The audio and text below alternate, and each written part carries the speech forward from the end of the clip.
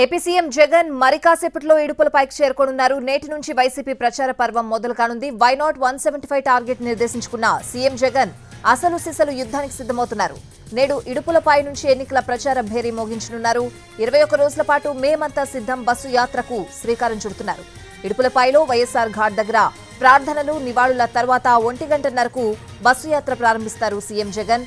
వేంపల్లి, వీరపునాయినిపల్లి, గంగిరెడ్డిపల్లి, ఎర్రగుంట్ల మీదుగా సాయంత్రానికి ప్రొద్దుటూరు చేరుకుంటారు. అక్కడ జరిగే బహిరంగ సభలో పాల్గొంటారు సీఎం జగన్.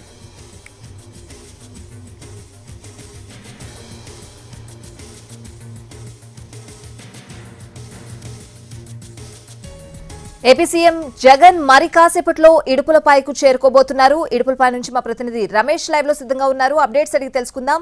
రమేష్, ఎంతసేపట్లో వచ్చే అవకాశం కనిపిస్తోంది?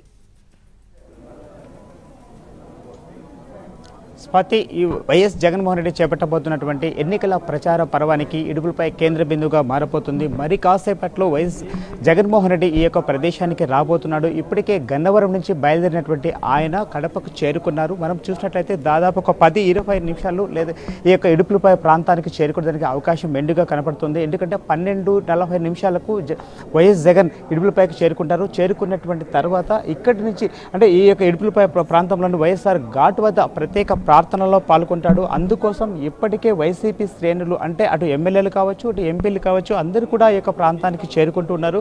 ఎందుకంటే ఈరోజు ఆయన చేపట్టబోయేటువంటి బస్సు యాత్రకు ఇడుపులపాయలోని వైఎస్ఆర్ ఘాట్ ప్రధాన కేంద్రంగా మారింది. కాబట్టి ఇక్కడికి వైసీపీ శ్రేణులను కూడా ఇప్పటికి చేరుకుంటూ వస్తున్నాయి. ఇప్పటికే బస్సును సైతం సిద్ధం చేశారు. మరి కాసేపట్లో ఇక్కడికి వైఎస్ జగన్మోహన్ రెడ్డి సైతం రాబోతున్నారు. ఎందుకంటే మొదటి ఎన్నికల సభ ప్రారంభాన్ని ఇక్కడి నుంచే ప్రారంభించబోతున్నారు. కాబట్టి అందరూ కూడా ఇక్కడికి చేరుకోవడం కూడా జరిగింది. ఈ రోజు సాయంత్రం 4 గంటలకు ప్రొద్దుటూరులో బహిరంగ సభను సైతం నిర్వహించబోతున్నారు.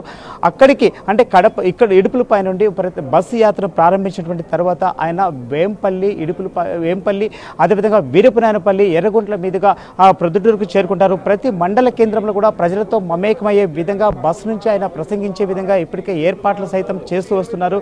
అయితే ఈరోజు సాయంత్రం 4 గంటలకి ప్రొద్దుటూరులో బహిరంగ సభ అంటే చూసినట్లయితే కడప పార్లమెంటుకు సంబంధించినటువంటి అన్ని నియోజకవర్గాల నుంచి సంబంధించినటువంటి ఒక సభను ప్రొద్దుటూరులో నిర్వహించబోతున్నారు. ఆ సభను దిగ్విజయంగా పూర్తి చేయడం కోసం దాదాపు 1,40,000 మంది ప్రజలు అక్కడ కూర్చునే విధంగా కూడా ఏర్పాట్లు సైతం చేస్తూ వస్తున్నారు.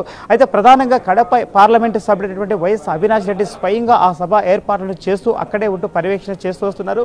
అయితే ఈ రోజు సాయంత్రానికి ఈ యొక్క బస్ యాత్ర అనేటువంటిది ఆళ్లగడ్డకు చేరుకుంటుంది. నంద్యాల జిల్లాలో ఉన్నటువంటి ఆళ్లగడ్డలో ఈ రోజు రాత్రి వైఎస్ జగన్ అక్కడ బస్ చేస్తాడు. బస్ అనంతరం రేపు ఉదయం నంద్యాలకు చేరుకుంటారు. నంద్యాలలో ఒక బహిరంగ సభను సైతం ఏర్పాటు చేయబోతున్నారు. అయితే మనం చూసినట్లయితే ఈ యొక్క సభ తర్వాత మొదటిసారిగా కర్నూలు జిల్లాలో ఎంటర్ అవుతారు. కర్నూలులోని ఎమ్మిగనూరులో ఈ యొక్క సభ అనేటువంటిది కొనసాగుతూ వస్తుంది. ఎక్కడ కూడా ఏ ఇబ్బందులు లేకుండా ఇప్పటికే వైసీపీ శ్రేణులన్నీ ముమ్మర ఏర్పాట్ల కార్యక్రమాలు చేపడుతూ వస్తున్నాయి. ఎందుకంటే ఎన్నికల మొదటి సభ కాబట్టి ఈ సభలు ఏవి కూడా ఇబ్బందులు ఉండకూడదు అన్న కోణంలో చేసుకుంటూ వస్తున్నారు. కాకపోతే ప్రజలు స్వయంగా వచ్చి అదేవిధంగా ముఖ్యమంత్రికి వాళ్ళు ఒక వినతులు ఇచ్చే విధంగా కూడా ఏర్పాట్లు చేస్తున్నారు. ఎందుకంటే ఇప్పటి వరకు ప్రజా పరిపాలన ఆయన పూర్తిగా నిమగ్నమై బిజీగా ఉన్న తరుణంలో మొదటిసారిగా ప్రజల సమక్షంలోకి ప్రజల్లోకి వెళ్తున్నాడు. కాబట్టి ప్రజలతో స్వయంగా ఆయన ఇంటరాక్షన్ అయ్యే విధంగా అక్కడ ఏర్పాట్లు సైతం చేస్తున్నారు. అవసరాన్ని బట్టి బస్సు నుంచి మాట్లాడమా లేకపోతే ఒక ప్రత్యేక కాన్వాయ్ని సైతం ఏర్పాటు చేశారు.